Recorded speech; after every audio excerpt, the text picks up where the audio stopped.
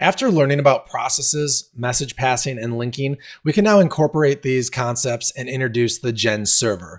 A GenServer is a behavior for writing stateful server processes and is included in the OTP libraries.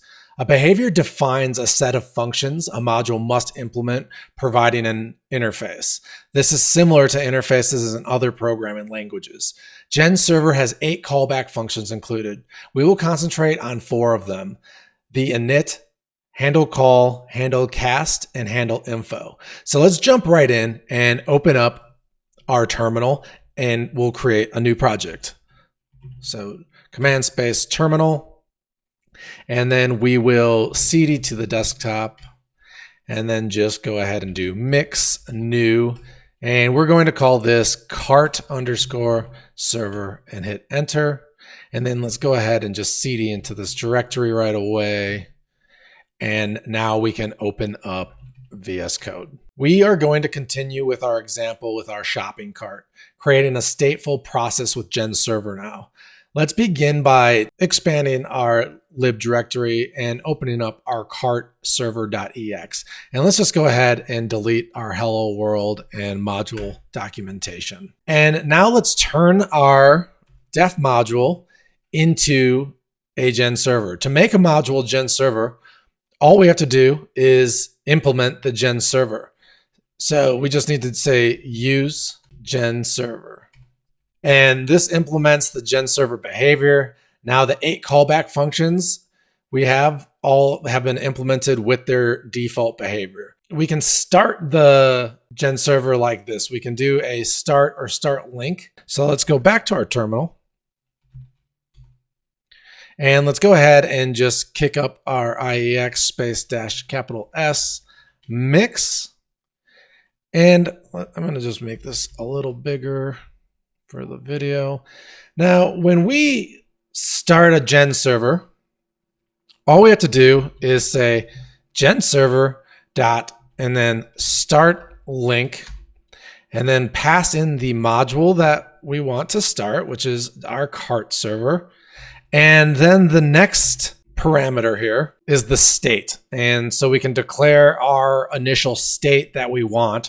And in our case, we're going to want a cart with an empty list. And then we can name our GenServer process with an atom, and we'll just call this cart_server. Oop, I don't want that in that map. Put it on the outside because the third argument is the name of our GenServer. And I'm just going to call it our module name, so cart_server. Now, since our GenServer has a name, we can get the process ID, undefined function. Okay, I saved it. I think I might have forgot to save it. Let's recompile. There we go. And let's run that same thing. So since our GenServer has a name, we can get the process ID. We can just, in our IEX shell, we can say GenServer and then do a where is and pass in the name of our GenServer. And there we go. We get our process ID back. Naming them allows us to get the info a lot easier. We don't have to always know the process ID. So let's say we want to get the state of our cart from our GenServer. Well, we can do that with a :sys.get_state and then pass in our GenServer name again. And this is pretty cool. We have our map with an empty cart, a list inside of it. Our state could be just an empty list. It doesn't have to be a map, but in our case, we might want more information stored in our state. So how do we handle message passing to add items to the cart and get the cart total with a GenServer? There is 2 callback functions we can use. One is called handle call, which is synchronous, and handle cast, which is asynchronous. Handle call will respond with a reply, so we can get information back from it, like cart total. Handle cast will just process the message we send and assume it was received. You can think of a call like a ticket machine at a parking garage. You push a button and you have to wait for it, and you grab the ticket when it's dispensed. And a cast is more like a broadcast, like a radio or podcast, where you only send info one direction. So let's go ahead and build our GenServer a bit more now. let's make it more user-friendly, and we can have a function that starts our GenServer. So if we took this same function, our start link here, I'm going to just copy that. And inside here, we're going to create, now in a GenServer, you normally want to have like client-facing functions and then the callback functions. So we'll have our client-facing functions here. And let's just do a def start link, and inside of this we can call this same function. So now we can just call cartServer.startLink and it will kick off our GenServer. Let's add a function override first. So let's go back to our terminal. We can type in we can do an H for help in front of GenServer and see all the documentation with some example code. So if we do H GenServer, we can scroll and there's tons of information here, lots of example code, good documentation.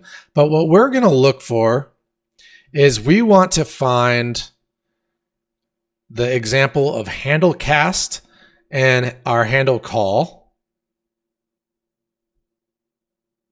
And here they are. I'm going to just copy and paste these two functions, these callbacks. So copy, and I'm going to just make a comment here called callbacks. And then I'm going to paste this. The implement true just makes it obvious that these functions are override callbacks to our behavior, our GenServer behavior. So it lets the compiler know what we're doing, and it also lets other developers know what we're doing. Now, looking at the handle call, we have 3 arguments. The first is the message being called. So in the example, the message is pop. The second is info about the sender. This is a tuple that contains the sender's process ID and a term that uniquely identifies the call. But we're probably not going to need any information from that in this video. So we're going to just leave it ignored, right? And then the third one is the current state. Then you'll notice we get a response tuple back with a reply atom, the value being returned to the sender, and then the updated state that gets passed back to the GenServer. So this is information. This is like us getting the ticket from the parking machine. And then this is the updated state that gets passed back into the GenServer. So let's make some changes to actually make this fit our cart project, okay? So handle call gives us a response, right?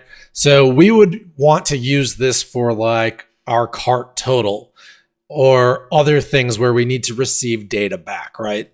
So instead of pop, let's just call our message total. And then we can keep this the state. And down here, let's delete what we're doing here. Now inside of our handle call, we want to go into our state. So we need to do state.cart, and then we need to find the price and add the price up and multiply it by the quantity of items that we added, right? So let's go ahead and just say total equals. We can do a state.cart because cart is in our state. We know that. And then I'm just going to tab over, and then we're going to do a pipe. We want to now go through all the items in our cart list. So we can do enum.reduce, which has an accumulator for us to use. And we can set that to 0. And then we have to pass in an anonymous function. So every item in our cart is an item. So as we go through, and then our accumulator that we're adding to, starting from 0. And then we just want to say accumulator plus our item, and then in square brackets, we can access our price. So we're going to have a key price inside of our item map. And we could create a struct for this if we were making a real project like we've done in the past. And then not only do we want to add this, now we need to multiply by the item's quantity. So we'd have a quantity key in our map as well. And then we can just hit end, and this will go through our list of items and return our total to us. And then down here in our reply tuple, we want to return the total to the sender, which is, the client or the customer of the cart. So let's return the total. And then we want to just pass our state that came in back out. Like we didn't update our state, but we still need to pass it back into the GenServer because the GenServer is essentially like a recursive function being called. Then when we go down, you'll notice handle cast only has 2 arguments because it doesn't need to return anything to the sender. You can see that we can pattern match with the message type and still pass data. In our case, we'll pass an item to add to the cart. So here you'll see the first item or the first argument is a tuple with a message push, and we're going to make this add item. And then instead of element, it's going to be our item that we want to add to the state, right? Then you'll notice that we have a no reply atom, but we still pass the state back into the GenServer. So this is why this is asynchronous, because we don't have to wait for it. It just, takes the message, does what we need to it, and updates the state. So as a user, we just send a message and assume the item gets added to the cart. So to make our new state here, let's delete what is there. We're going to, inside of a map, we need to say, okay, we have our state and we need to update the key cart. And then inside of our cart, we have to add our new item to this list.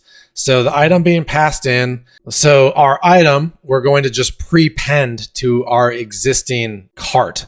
And so we can do state.cart because it is a list, right? So we're prepending the new item to the beginning of the cart. And then we're updating the state through our cart key into the new state. And then we pass the new state back into the GenServer. Now we can test this out just to make sure that everything's working in the IX shell. So if we recompile this, we also want to, let's exit. I think we have a process going. So we need to exit our cart server or we'll get an error. We'll just call it exit. No found cart server. Okay, maybe it wasn't running. So now we can call our cart server GenServer and say start link and see, yeah, it already started. So let's see. Let's do an H process exit. Okay, we need the PID and then not a PID. So we will do GenServer.where is cart server. Actually, let's do this a more Elixir way, right?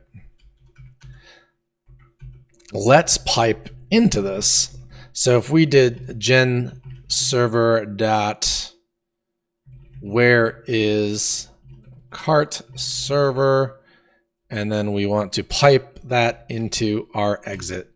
There we go. We exited our shell. So now if we do our cart server.start link, we now have our new cart server going, and we can now call our server. So how do you call the handle call? Enjoying the video? Show some love with a like and hit subscribe to stay updated. To support me and keep the content free, click join for memberships or pick up a course at elixirmentor.com and get free access to my private community. Let's jump back in. You can just do genserver.call, and then we pass in the name of our GenServer, which is cart server, and then the message. So ours is we want to call our total. So now when I hit enter, we should get 0 back. So that's our cart total, which is pretty cool. And now if we do genserver.cast and pass in our cart server name, and now inside of a tuple, we need to add our message that we're calling, which is add item, and then the value we want to add, which is going to be a map in our case. So we have a map and we know we have a name, and we'll have an apple. And then we also know we have to have price because we put that in a function. And so we'll call this 199. And then we also need to have quantity, QTY. And I don't know, let's get 3 of those. And now close off this function. And there we go. We get an OK Atom back, just letting us know we successfully made our cast call, but we have no reply back from the server. So now if we called our total again, now we have 597. So that was our 197 or 199 times 3. So that's pretty cool. So our total is working. We can now add items to our cart, and we have state. One thing is we don't want to make our client call GenServer.cast and all this crazy stuff, right? So let's make some client-facing functions so we don't have to call our GenServer callbacks directly. So underneath our start link, we can do a def cart underscore total, and then a do, and then here we're just going to call our GenServer.call, and then the message that we're calling, which is, the name of our GenServer that we're calling, which is cart server, and then the message we are calling, which is total.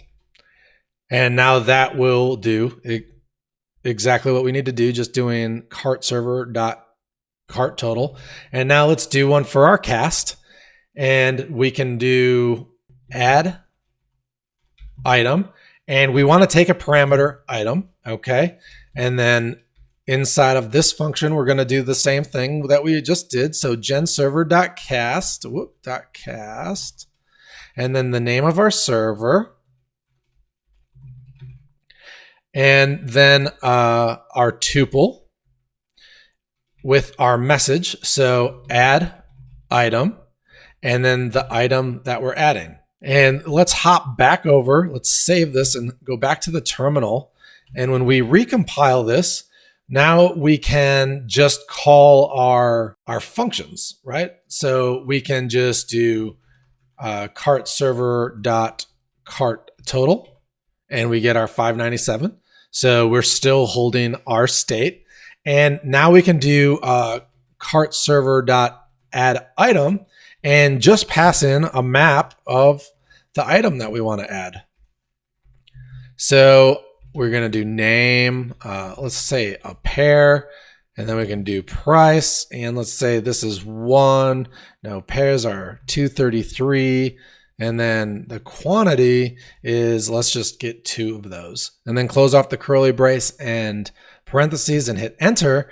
And now when we check our cart total, our price went up. This is pretty cool. We could do another call that could return our cart if we wanted to see all the items, but I'll leave that one to you guys as a challenge. Let's do something a little cooler now. What if we wanted to send a reminder to your customer if they added an item and then left their cart sitting for an hour or never checked out?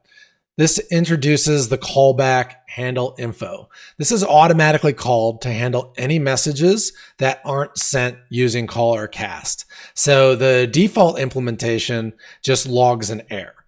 So from IEX, if I just say process and then .send, so like the way we were sending messages in our previous video, if we say, okay, I want to send a message to our cart server to our unknown message, okay, so we know we don't have that message, and then just an empty list for an argument.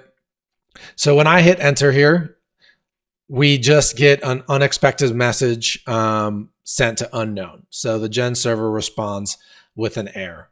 To override this behavior, let's go ahead and do H, so help GenServer again, and we're going to go find some example code for the handle info.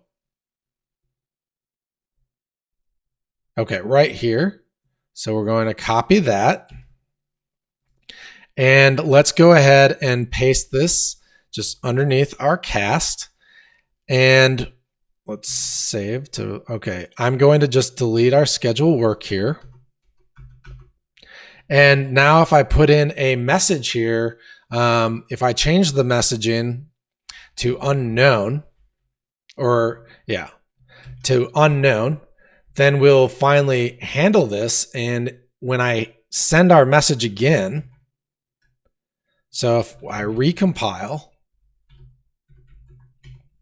and we send to our unknown Adam, we get an okay. So it's no longer an error because we overrid the original behavior and we're just returning the state back into the GenServer with a no reply. So we get our okay Adam back. So now we handle the message. Imagine if we remind the customer that they have items in their cart. Let's set like 10 seconds for testing purposes. And we could send a message saying, hey, don't forget you have items in your cart. So let's change this message from unknown to a reminder. And we're just going to do an IO puts here. So it logs to our terminal, or IEX shell, I should say. And we're going to say, don't forget about those items you need. All right. And then it'll just do a no reply and the state will be just passed back into the GenServer. So now we need to send this message the way we learned a few videos ago. We can use process.send, but instead of send, we can use a function called send after. And send after just has a third argument for a time delay. Now, after an item is sent, or after an item is added to our cart, we can start a timer. So we could do process.send after, and the destination is going to be self. So we're sending in our own cart. This is our personal cart. So we're sending our cart server process ID back in. So our cart gets the message, right? And the message we want to call is reminder. And let's say we want it in 10 seconds. So that's going to be 10,000 because that's milliseconds. So now all we need to do is go back to our terminal. Let's recompile this. And if we add an item to our cart, add item, we'll just add we'll add a orange. And that is going to be 253 and 2 is good. So we hit enter. So now in 10 seconds, we should get our message reminding us that we abandoned our cart. And there we go. Don't forget about those items you need. And we could put any function here or any call to handle this however we needed to.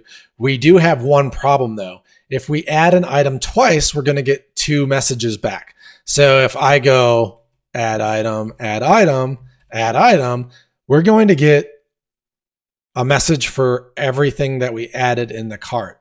And there we go. There's our 3 messages.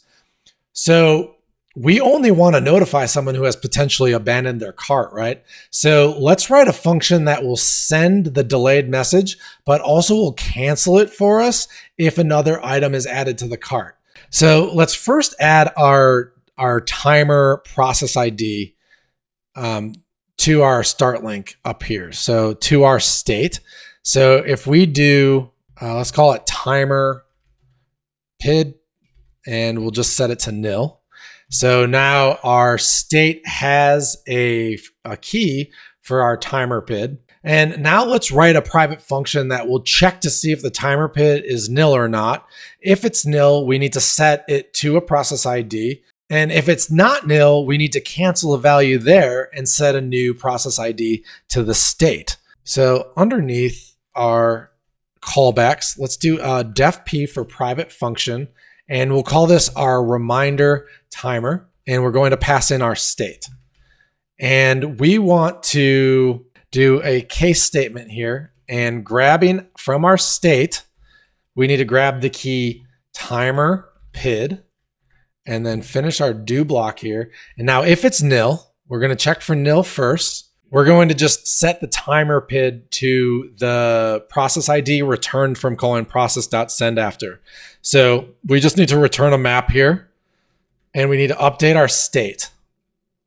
So our state, we need to cons operator, and then we want to update our timer PID. And now we're just going to call our process.sendAfter, and we're sending ourself the message and to our reminder, and we want it to be 10 seconds, okay? So there's that. And now if the timer PID is not nil, so as long as so if it gets past nil, we want to do this. We need to cancel our existing timer and then set our timer again. So the same way that we did it. So let's go ahead and copy this. We're going to just do this again. But above it, we need to cancel our first timer. So we can do that by doing process.cancel timer. And all we have to do is pass in our process ID to the timer that we're canceling. And lucky for us, if it's not nil, it's in our state. So we can just call state and grab the timer PID key, and we can cancel that. So now if we save it, now if we add 6 items in a row, we should only get 1 reminder in 10 seconds. So let's see, we need to call this function before we can test this. And right after, so we are adding an item, we want to replace this send after, and we want to make sure we update our state with the PID. So why don't we just go ahead and just pipe this in? So we can just do pipe and call our function reminder, reminder timer, and hit save. And now this will automatically return the state. So we're going to pass in the updated cart state into our reminder timer, and then we have our new state, and we're ready to go. So let's go ahead and test this with a recompile. And now I'm going to add this orange a bunch of times. So what happened? So we have to restart our server process because that key is not found. I'm going to just close out of this. So ix.s mix, and let's go ahead and start our process again. So cart server.start link, and now we can just go ahead and let's see. I'm going to go and copy our add item so I don't have to retype it. And now when we add this item, I'm going to add it a bunch of times. And as long as I keep adding something in less than 10 seconds, our timer should be reset. So now if I sit here and wait, we should only get 1 message back. And there we go. Don't forget about those items you need. This is pretty cool if you ask me. Now there's one more thing we should do, that is to implement our init callback. This is used to set our initial state, and we can run any code or setup we need when our GenServer is first started. It just has one argument, and that's the state. It gets passed in right from the start link function. And so you can go back into the documentation if you want, into our callbacks here, and we're going to just do @imp and then say true. And it just has one argument that gets passed in. So it's definite, and then the state do. And then all we do is send an OK atom and the state. And you can do whatever you need to do in here. So in our case, since we're implementing our init function, why don't we set the state down here? So I'm going to just copy this map where we're setting it in our start link, and we can just set it down here as our initial state. And let's just go ahead and send in an empty map from our start link. And then we can ignore the state argument being passed into init. And then when we save it, we're good to go. Now, if we restart our GenServer and check our state, you'll still see that it's initialized the way we expect. So if I just close this out and then let's iex.mix and then cartserver.start link. And now if I do the .sys.get state and pass in the cart server name, you're going to still see our initialized state. So we have our empty cart, and then we have our nil timer process ID. I hope you now appreciate the capabilities of GenServers and the benefits of stateful processes. This video has introduced several powerful techniques, offering many options for building concurrent distributed systems. In the next video, we'll apply our knowledge of GenServers and supervisors. Supervisors start, monitor, and restart processes for us. While we've only learned how to manually start processes and GenServers so far, soon we'll learn how to dynamically create new GenServer processes. I'll see you in the next video.